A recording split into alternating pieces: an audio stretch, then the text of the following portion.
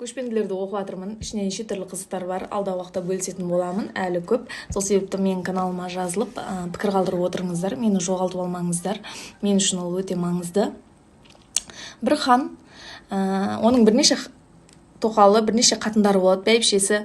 Бір күні хан тоқалдың үйіне қонып келеді. Негізі ол күні бәйбішесінің үйіне қону керек еді. Бірақ тоқалдың үйіне қонады. Оған бәйбішесі ренжіп қалған. Ертесіне хан тоқалдың үйінен шығып бәйбішесінің үйіне тамақтануға келеді. Сөйтіп бәйбішесі екеуі тамақтанып отырған кезде хан пәленше бәйбішесіне айтып жатыр. Анау киіздің үстінде ілуліп тұрған, керегесінде ілуліп тұрған бір затымды әперіп жүрші дейді.